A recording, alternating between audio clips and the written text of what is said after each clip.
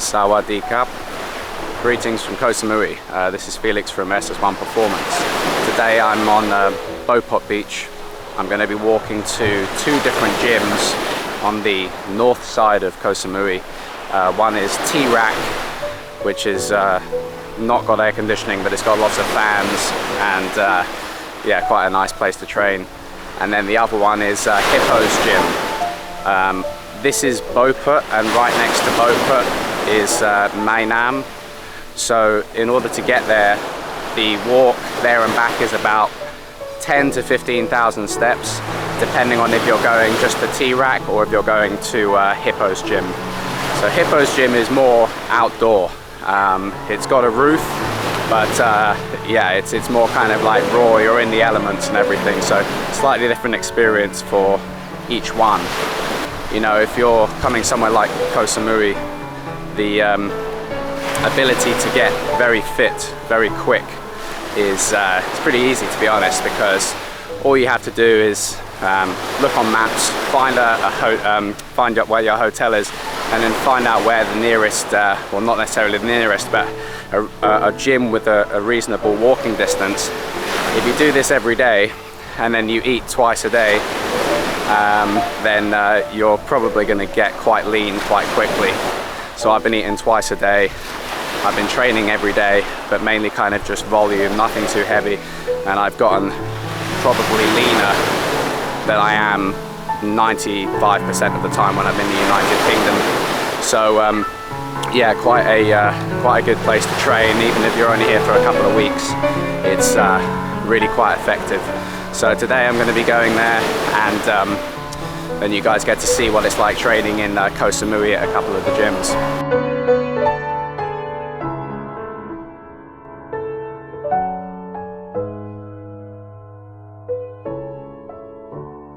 So to get to the road right now, I'm cutting through Cello, which is previously called Eden Beach Bungalows, where 3 years ago my fiance and I, well my wife now, stayed here before the renovation, but Sawadee Krap.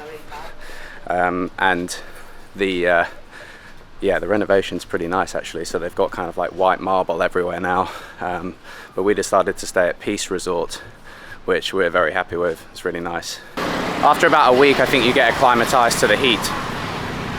But for the first few days, when you're trying to train at the gym, you know, or if you're doing Muay Thai or Jiu-Jitsu or anything else, and you're not really accustomed to these sort of 28 to 32 degree heat, then it does take a bit of getting used to. Yeah, I don't know what this place was. It was like it was some kind of entertainment center, but it's got that kind of The Last of Us feel going now.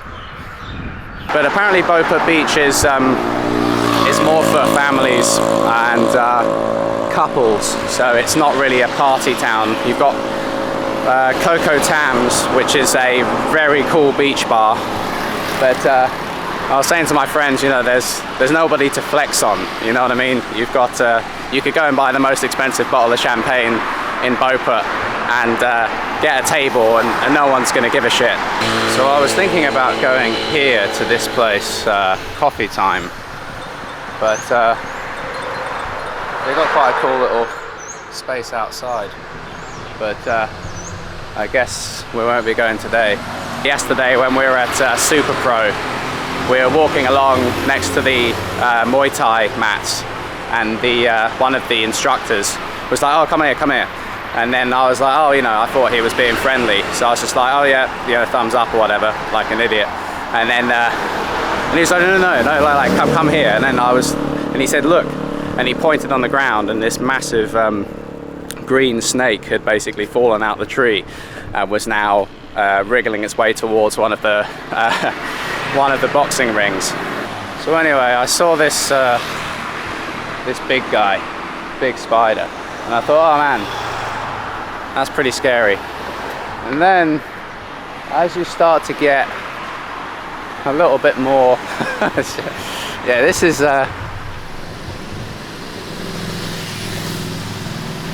like out of a horror film. If you hate spiders, this is like, I don't know if you can kind of see them, but I think it's quite amazing.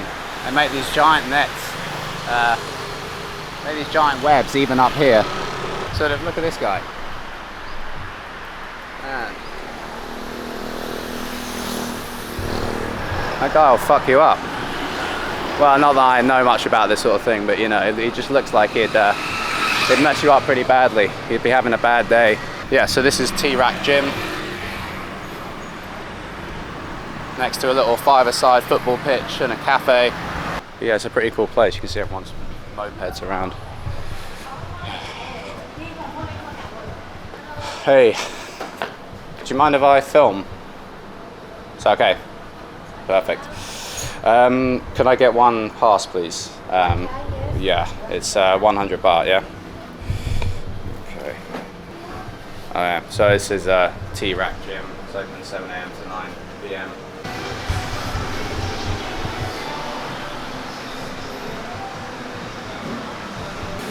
Windows are open, fans are on.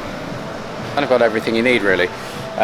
The plan is I'm just going to do a bit of calisthenics work. I'm not going to do too much because then we're going to go and train at Hippos Gym as well.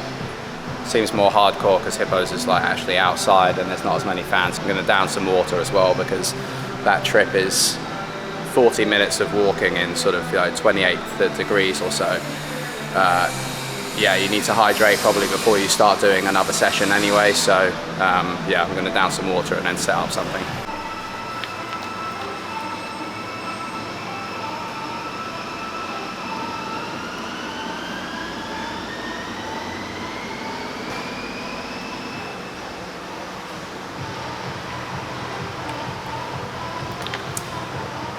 I usually try and finish the first 600 mils before kind of getting too much into the workout at Teerak because of the walk. Because the walk's about 40 minutes, so you're easily going to get through, 2 liters of water by the time you finish this whole sort of walk to Teerak, walk back again. But yeah, 12 to 15,000 steps today, so just got to be a bit careful.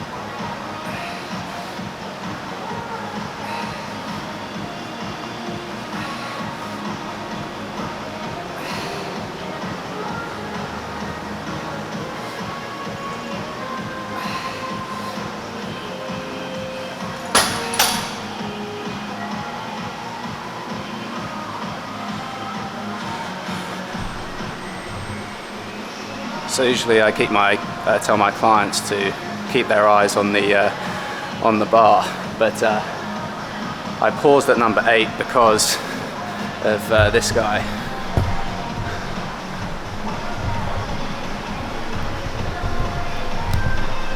I was mostly keeping my eyes on him. Anyway, so that's Teerak Gym. The idea today is to conserve a bit of energy to try and get another workout done at Hippos Gym. So you can see from Teerak it's quite a lush space. Everything's very kind of new. The equipment's really good and you get some fresh air, you get lots of fans everywhere, and yeah, really, really cool places. It's only 100 baht. So at the moment that's about £2.50. So not very expensive.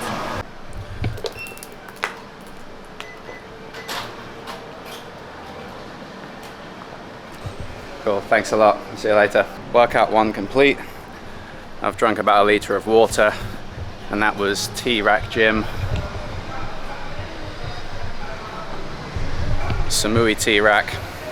So now we're going to Hippos Gym. Today I feel a little bit more protected than usual because the sun is just sort of behind some clouds. So usually by now I would be feeling kind of yeah, pretty damn hot.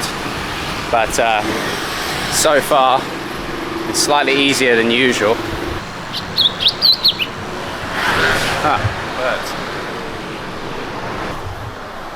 Sensibly, Koh Samui. It's like quite a nice hotel. Okay, so I'm getting to the point now where I may not know where I'm going. So in about 5 minutes I'm going to have to ask someone for directions, which as a man is like you know, one of those things that's quite tough to do, but I think we might be getting to that point. Okay, just at the point where I thought it was all, I was completely lost. Turns out, hey, I'm no wildlife expert, but that looks like a hippo to me. So, and this road does look kind of familiar as well. Yeah, I guess we're nearly here. In Super Pro Gym, the one-on-one sessions for Brazilian Jiu-Jitsu and Thai boxing is 1,000 baht. In Mae Muay Thai, they are 800 baht for 1 hour. There's quite a few places around here. There's quite a lot of people as well. Little businesses, restaurants, but no sign of the gym. I think the gym is there we go. Okay, so I'm here at Hippos Gym. It's kind of half outdoors. You can see there's sort of mirrors here. You've got pretty much every single bit of equipment, but it is actually kind of like an outdoor gym. But funnily enough, because of the fact that it's kind of open, the air actually comes through it quite nicely. So even though it's sort of outside, you don't really get the blazing sunshine. Actually, it's probably more of a breeze here than there was at Teerak. There's also 2 boxing gyms and quite a nice calisthenics rig. So because I've already trained a hell of a lot already, I'm probably just going to do some calisthenics practice and then do a quick session here, and then it'll be the walk back. The walk back's probably about an hour, so by that time it'll be close to coming up to midday, so then obviously it's going to be much hotter, and that's when you can kind of really feel the heat build up after you've done all of this sort of training before.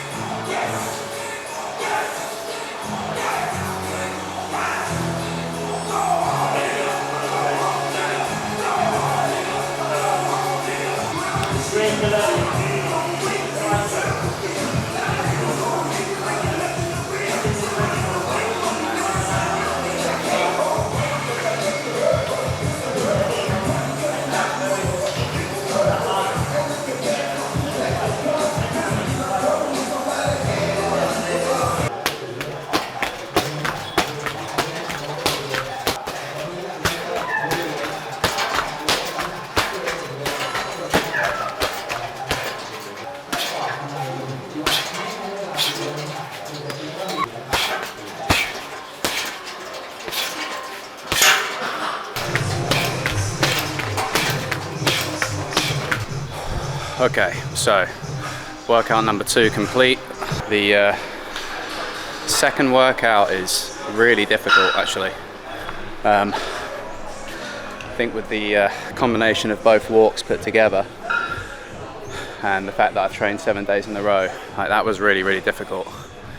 And both of these workouts were quite short, but man, really takes it out of you. So that was Hippos Gym. So you can see that it's quite an interesting place to train. You've got a sort of outdoor feel, but I think what it was actually, when I first started training, the wind was a bit higher, and now it's completely gone.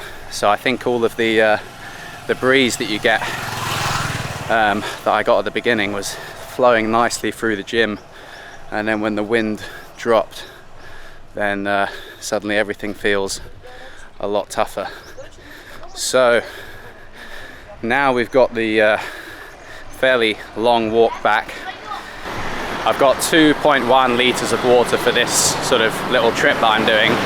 Obviously I could just buy more, but I think for something like this you need at least 2 litres, because you're out for about 2.5 hours. Then you have this, it's kind of like a minimum amount really.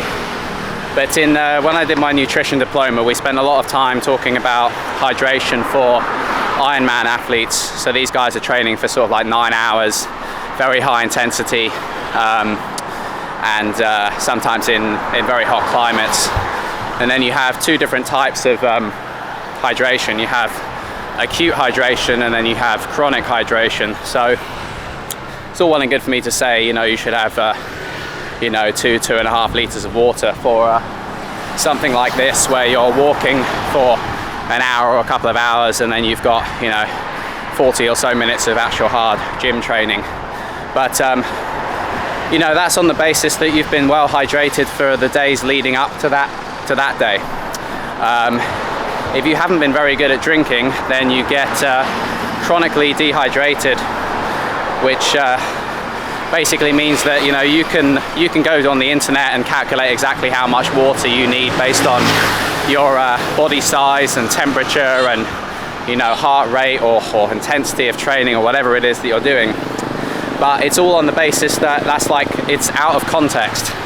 So you need to keep in mind that if you haven't been doing much in the way of drinking water and keeping your fluids up, then those numbers don't really mean very much. They're probably really underestimated. So you need to keep in mind that your hydration is not something that you can immediately fix to a degree of 100%. You can only reach full hydration if you sort of accumulate it. And obviously if you've got less carbohydrates, your body can't hold as much water because of less ability to hold water through storage of glycogen in the muscle and liver. And then if you've got if you're sweating a lot because it's hot, then obviously you're going to end up with lower electrolyte levels, which means that basically your body will not be able to hold on to as much water because of osmolality. So you need to keep your electrolytes up in order to stay hydrated as well. So just keep in mind that if you do any of this sort of stuff in a hot climate and you're not accustomed to having an actual hydration program, that might be something that you want to think about. Unless you're someone who's really, really good at not only drinking water but understanding about electrolytes and carbohydrates and how your body stores and holds onto water, then you might want to do a bit of research before you go head first into Felix from SS1 Performance, they go and walk for 2 hours in the heat, and then and then just bring a bit of water with you and it'll be fine. It's like, no, I'm not saying that. If you're not used to these kind of climates, you just have to think about this stuff a little bit more deeply than normal. But it's not a big deal. Just keep yourself healthy, keep yourself hydrated, and then when you wake up on that day that you want to start doing your exercise programs, your body will already be at a good level of hydration. So I walk past this place every day to think about getting some fruit, but yeah, I might get something from here. See what we got. Hey, how you doing? Sawadee ka. Could I get one papaya? Do you mind if I film? It's okay.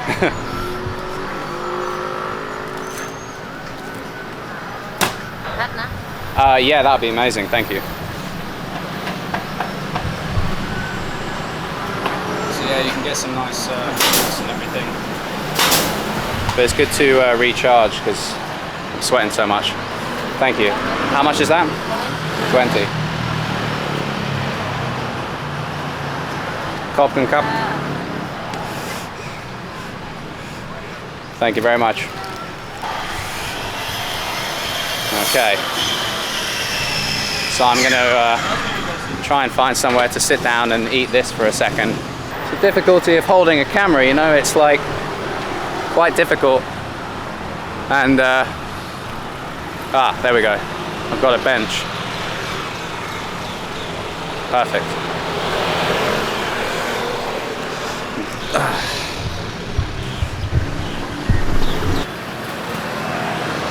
Every time I come to Thailand, I always eat papaya every single day. And then when I come back to the United Kingdom, I buy it a few times, but in the end, I always stop because it never tastes anything like this.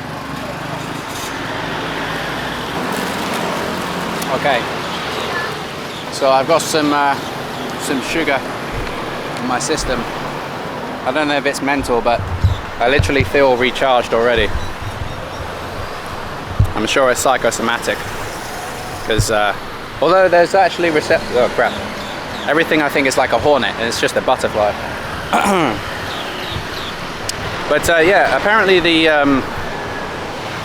one of the things that they've done studies wise on I think it was triathletes is they found that rinsing your mouth out with some kind of glucose fructose combination in a liquid, you know, like Lucozade or whatever, has an immediate effect on performance.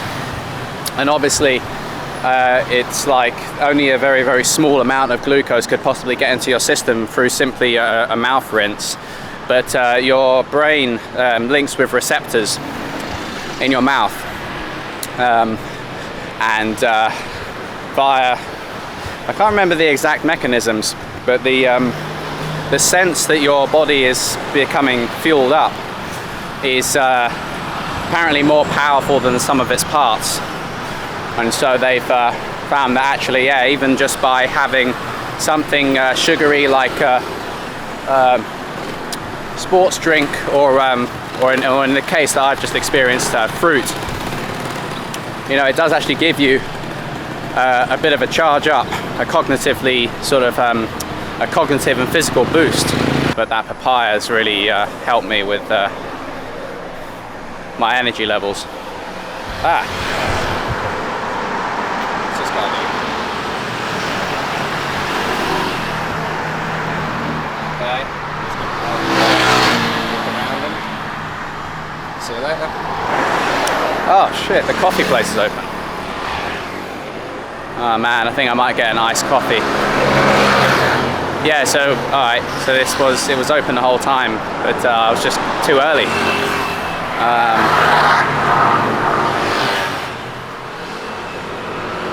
Salastika. Do you do iced coffee? Iced coffee? Yes. Is that okay? Could I get one iced coffee? With milk would be amazing. Yeah, thanks. How much does that cost? 45 baht. 45 baht. Okay. Do you mind if I film? Sorry? Do you mind if I film? Yeah. It's okay. Okay. It's okay. All right. Thank you. You're welcome. It's very difficult to hold the camera and everything. I'm trying to. 40. There's 40 there. 45, right? Thank you. Can I sit down there? Okay, thank you. I'm gonna sit down here.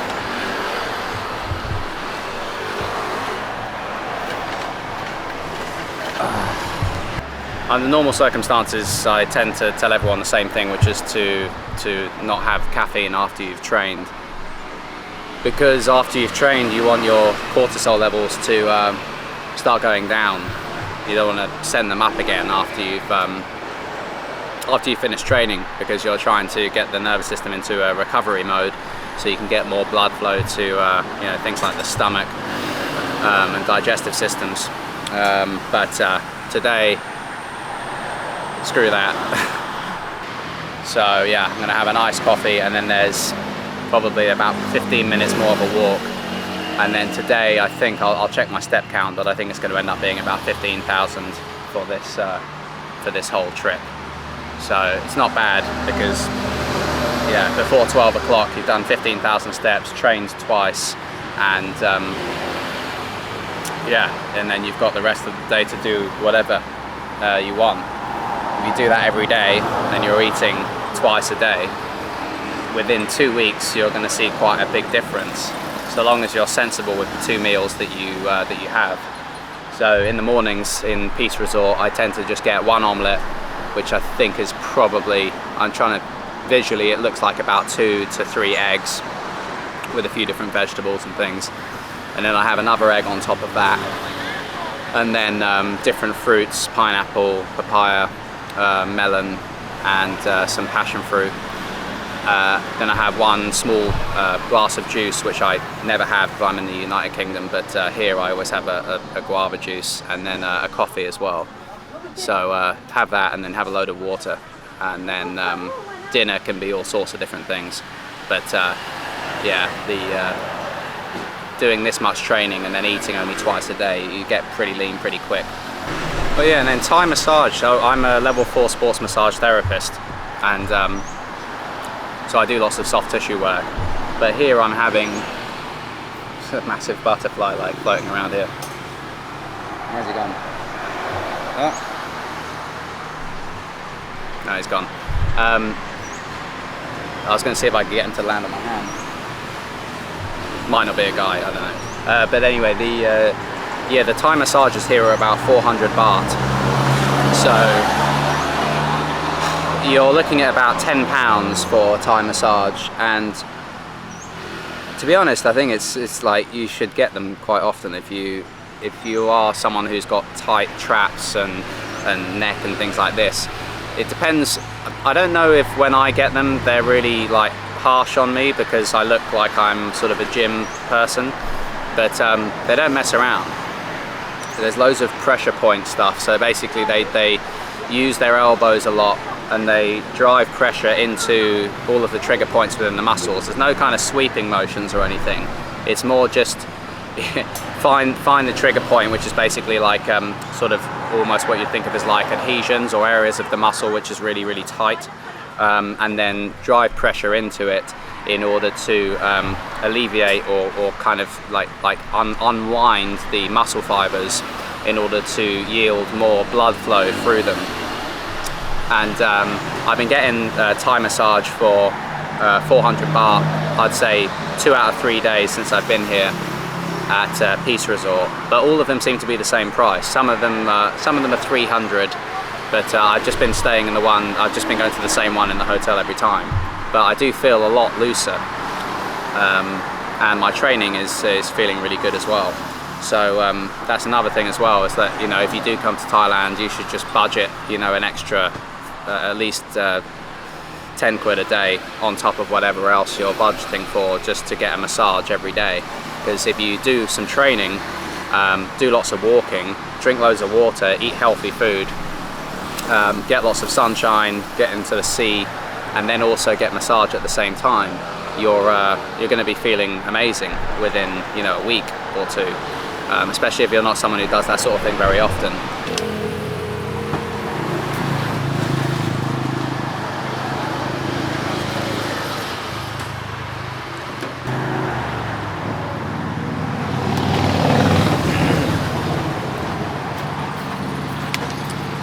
Amazing.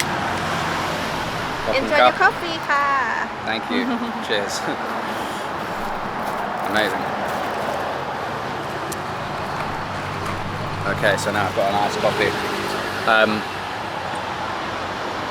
So yeah, for this trip, I set out at about 9:30, I think. 9:15, 9:30. So I've had 1.5 litres here of water and 600 here. I've finished both of those. So yeah, if anyone is, and I'm like 75 kilos. So the sessions I did weren't even particularly hard, and I've been walking, not running, and I've had cloud coverage as well. So to be honest, yeah, I mean that's probably okay. You got to keep in mind as well, there'll be no doubt there'll be someone who says, oh, you know, you should drink more than that, and it's like, well, that really does depend on what you can actually absorb. It's all well and good saying, you know, you should drink more, but if someone's stomach is already full of water, then, well, you're not really absorbing it. you know, you're just drinking it, but it's not actually going into your body. So usually when you're walking or running or training or whatever it is, you can feel how much is in your stomach, and then you can probably tell how much you can sort of take in at any one time. But one of the things you can do is mix your water with electrolytes and carbohydrates, and the absorption is usually better. If you're someone who's trying to absorb a lot of carbohydrates for, you know, triathlon or Ironman, usually it's best to mix them, because you have two different transporters, one for glucose and one for fructose. So if you want to try and get up to an absorption rate of 90 grams per hour, then you're going to need to mix them so that there's two different types of sugars in your beverages.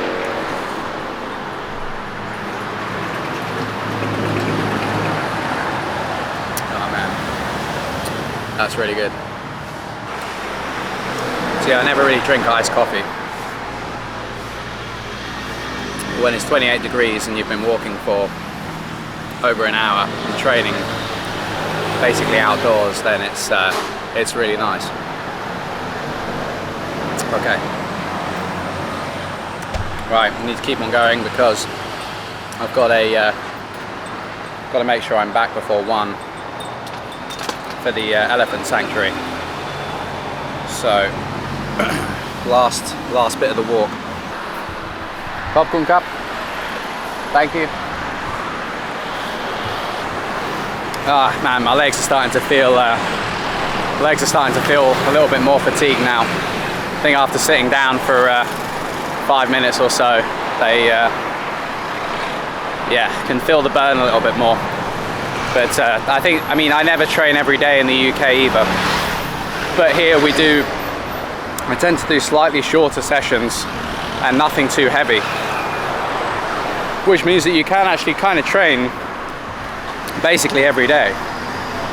Well, I can anyway, and my recovery isn't that great. I have lots of clients who recover much quicker than I do, who can do more volume, especially when it comes to heavy weights. But around here, yeah, I seem to be able to train every day, even though I'm not consuming any like protein supplements or anything other than just real food. I thought I'd switch up the whole thing and have a completely different sort of dietary situation. So if you train with light weights and then you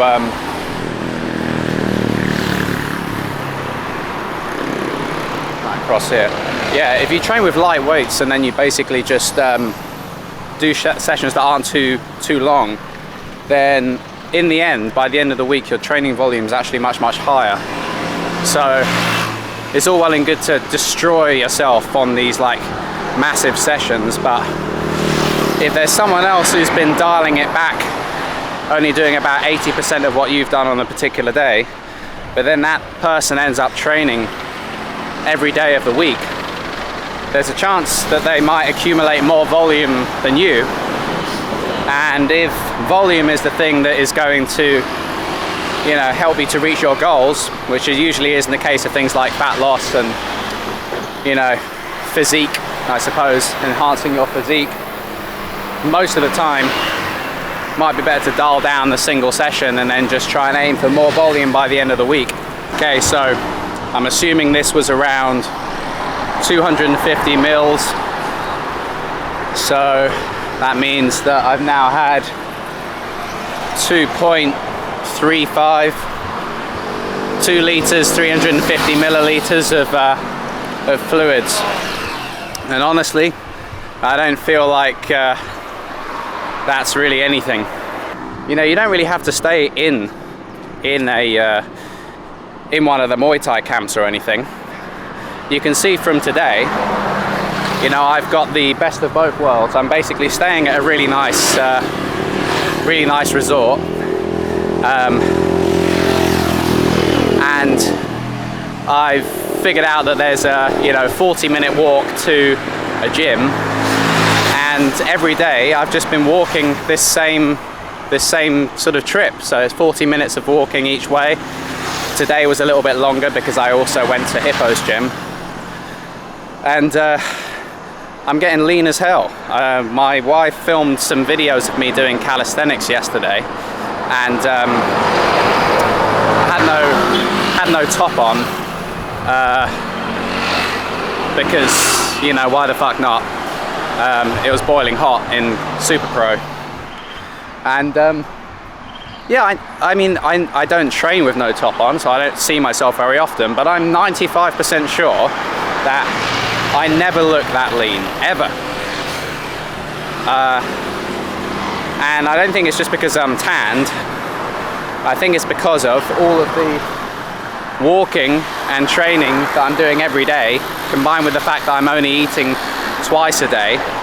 And usually I'm sort of burdened by, makes me sound really arrogant, but I'm burdened by a lot of the nutritional knowledge regarding what you should do and supplements and specifics about, you know, protein intakes and timing of nutrients and all this sort of stuff. Whereas since I've come here, my mission was to try to reset, to try to do the exact opposite of what I'm like usually, because it's a mental game as well as a physical game. And so my protein intake is probably really quite low. My calories are probably quite low. I'm not having any supplements at all. I didn't even bring my zinc and magnesium because I just wanted to see what would happen. If you're in Bophut, then I highly recommend Mr. Kai. And yeah, Koh Samui is a very good one as well. We had a really good green curry there a few years ago, and I think they did my favourite. There's Peace Resort, but yeah, Koh Samui do a really good mango and sticky rice. So to be honest, the restaurants around here are really nice. To be honest, most of the food that you get here in Thailand is amazing. It's one of the few cuisines that I could probably eat anytime, like all year round, as in if I could easily come and live here and just eat Thai food the whole time. You seem to always get in very good shape when you're eating it all the time.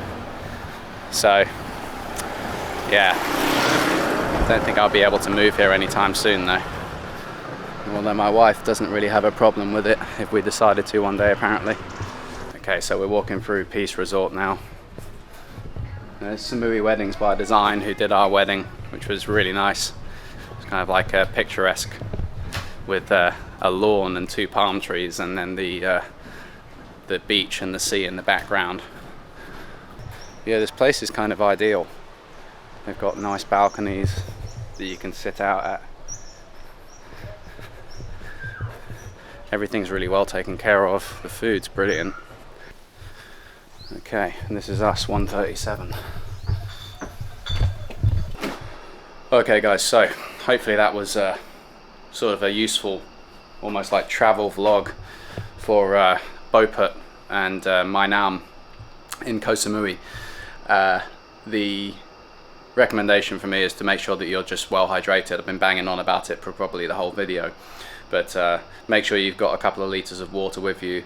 Make sure that you buy electrolyte drinks if you're doing sort of 2 or 3 hours of going out and about like I did today.